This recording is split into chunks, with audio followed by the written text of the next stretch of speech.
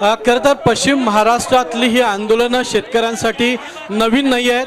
स्वाभिमानी शेतकरी संघटनेच्या वतीनं पूर्वीसुद्धा मोठ्या प्रमाणात ही आंदोलनं करण्यात येत होती. मात्र उर्वरित इतर जिल्हे जे आहेत या जिल्ह्यातल्या शेतकऱ्यांना अशा पद्धतीची झळ यापूर्वी कधी बसली नाही, ती आता या निमित्तानं आता बसणार आहे. खरं तर राज्याचे मुख्यमंत्री देवेंद्र फडणवीस यांचे दूरदृष्टी मुख्यमंत्री असल्याचं सांगितलं जातं. मात्र त्यांचा जो ड्रीम प्रोजेक्ट आहे, या ड्रीम प्रोजेक्ट सर्वसामान्य शेतकरी मात्र देशोधडीला लागणार आहे, हे कसं या सरकारला कळत नाही, असा सवाल सुद्धा राजू शेट्टी यांनी उपस्थित केलेला आहे. त्यामुळे आता मराठा, विदर्भ आणि पश्चिम महाराष्ट्र या सर्व भागातला जो शेतकरी आहे, या शेतकऱ्याकडे केवळ शेतकरी आणि माणूस म्हणून पाहिलं पाहिजे. जिथं जास्त बागायती शेती आहे तिथल्या शेतकऱ्यांवर सुद्धा अन्याय होऊ देऊ नये अशी मागणी सुद्धा या निमित्तानं होताना आपल्याला पाहायला मिळत आहे. त्यामुळेच ज्या शेतकऱ्यांच्या जमिनी जाणार आहेत ते सर्व शेतकरी, बाधित शेतकरी या मोर्चामध्ये सहभागी झाल्याचं आपल्याला पाहायला मिळत आहे. रणजित, एक महत्त्वाचा मुद्दा आहे.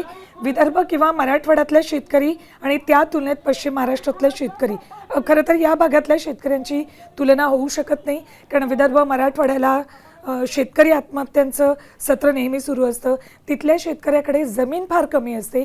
त्या तुलनेत पश्चिम महाराष्ट्रातला शेतकरी सधन समजला जातो. त्यामुळे जर चांगला मोबदला मिळत असेल तर मग काही सुवर्णमध्य साधला जाईल का, याबाबत शेतकरी नेते काय म्हणतात ते जाणून घ्यायचे.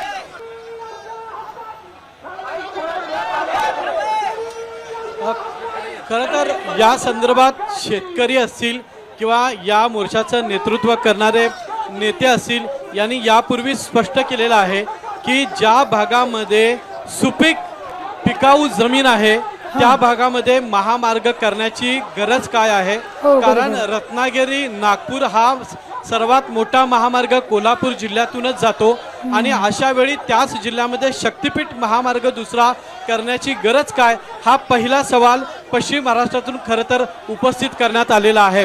तसेच विदर्भ असेल, मराठवाडा असेल, इथल्या शेतकऱ्यांचे जसे वेगळे प्रश्न आहेत तसे त्यांना जरी मोबदला मोठा मिळत असेल तर भविष्यात त्यांच्या पिढीने काय करायचं हा प्रश्न शेतकऱ्यांच्या वतीनं उपस्थित करण्यात येत आहे.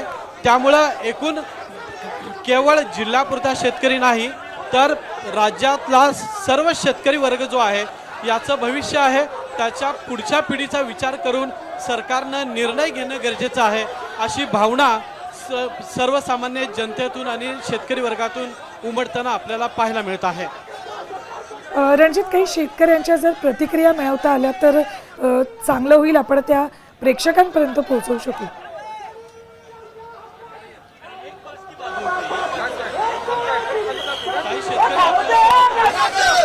शेतकरी आपल्या सोबतच आहेत. जमिनी घेऊन मोबदला चांगला देतो असं सरकार म्हणत आहे, तुम्हाला मान्य आहे का? आम्हाला तो मुद्दा मान्य नाही. आम्हाला आमच्या जमिनी ज्या पिढ्यानपिढ्या आमच्या कसत आलोय त्या जमिनी आम्हाला असणं गरजेचं आहे. आम्हाला जमिनी त्या आम्ही देणार नाही. आमचं रक्त सांडायला लागलं तरी चालेल, पण आमची जमीन आहे. जमीन आम्हाला पैशापेक्षा प्रिय आहे. मोबदला चांगला देतो, जमिनी द्या असं सरकार म्हणतं. अहो, मोबदला देऊन काय करायचं साहेब? हे आयुष्यभर बाबा पिढ्याने पिढ्या वापरलेलं काम जमिनी राखलेल्या आहेत आणि आता त्याच्याशिवाय मुलासनी नोकऱ्या नाहीत, काय नाहीत, हे पैसे देऊन उडवणार आणि स्वतःच्या स्वार्थासाठी काम करायला. त्यामुळं बळीराजाचा विचार केला पाहिजे सरकारनं. पैसे नको आहेत तुम्हाला? नको नको. जमिनीला मोबदला चांगला देतो सरकार म्हणते, जमिनी देणार? जमीन नाही देणार, नाही देणार. जमिनी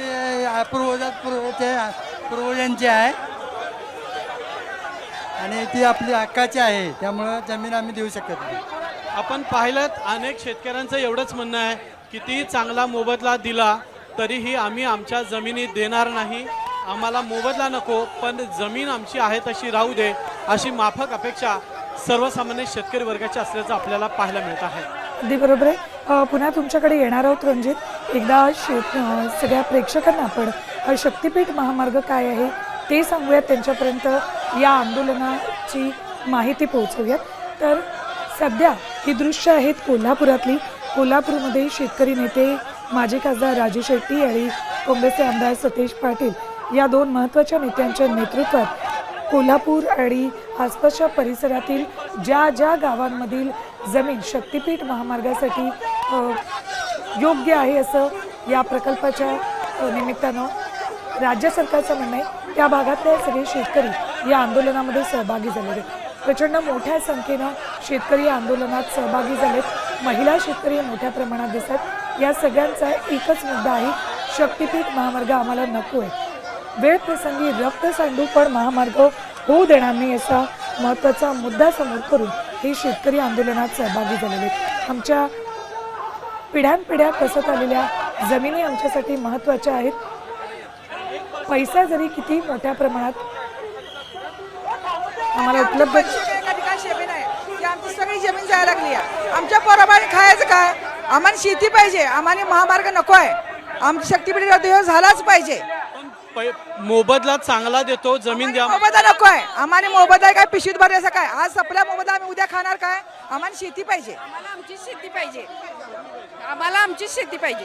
भविष्यात मुलांसाठी पैसे चांगले देतो म्हणते. पैसे नको आहेत आम्हाला, आम्हाला शेती पाहिजे. 80% काढलं तर मार्क नाही, 40% वालेला आहे. असं सरकार लाचकाव आहे. नोकऱ्या नाहीत. काय करायचं? ढोर राखायचे, धारा काढून दूध घालायचं. आपण पाहिलं या महिलांच्या संतप्त प्रतिक्रिया आहेत की सरकार नोकऱ्या सुद्धा देत नाही, रोजगार नाही आहेत आणि आता जमिनी सुद्धा घेत आहे. आम्हाला मोबदला नको आहे, आम्हाला आमच्या जमिनी तशाच राहू देत अशी अपेक्षा काही महिला वर्गाने केलेली आहे. होय होय, महिला शेतकऱ्यांच्या या प्रतिक्रिया आहेत. जमीन ही पिढ्यानपिढ्या कसत आलोय आणि पुढेही अनेक पिढ्या ही जमीन कसता येणार आहे. पैसा मात्र अर्थात राज्य सरकारकडून दिला जाणारा मोबदला मात्र काही वर्षात हातून संपणार आहे. मग करायचं काय असा महत्त्वाचा मुद्दा या शेतकऱ्यांकडून मांडला जातोय. म्हणूनच ज्या ज्या वेळेला एखाद्या शेतकऱ्याच्या जमिनीचा काही भाग एखाद्या प्रकल्पासाठी जातो त्यावेळेला शेतकऱ्याकडून विरोध होणं स्वाभाविक आहे.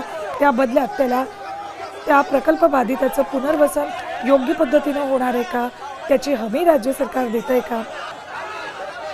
शक्तिपीठ महामार्ग जो छत्रपती शाहू महाराजांनी एवढ्या मोठ्या कर्तृत्वानं ही भूमी हिरवीगार करण्याचा प्रयत्न केला आणि अशा या पर्यावरणाची चांगली असणारी जमिनीचा नासधूस करण्याचा प्रयत्न या शक्तिपीठ मार्गामुळे होणार आहे आणि याचा सर्वांना इफेक्ट होणार आहे. तरी शासनाने याचा विचार करावा, गांभीर्याने विचार करावा आणि हा शक्तिपीठ मार्ग रद्द करावा, जेणेकरून अल्पभूधार शेतकरी पूर्ण भूमिहीन होणार आहे. याचा विचार करून हा पूर्णपणे रद्द करावा अशी विनंती. इतर जिल्ह्यातल्या शेतकऱ्यांनी खरं तर या मार्गासाठी जमीन दिलेली आहे, तुम्ही विरोध करता. काय झालं, आपली तुटपुंजी शेती आहे, अल्पभूधारक आम्ही शेतकरी आहे. तर आमची हाही जमीन जर गेली तर आम्ही सुशिक्षित बेरोजगार आहे. शेतीवर आमचा उदरनिर्वाह चालू आहे. जनावरं शेती ह्यावरच आमचं आहे. नोकरी नाही, काय नाही. त्यामुळं हा शक्तिपीठ महामार्ग बंद झाला पाहिजे.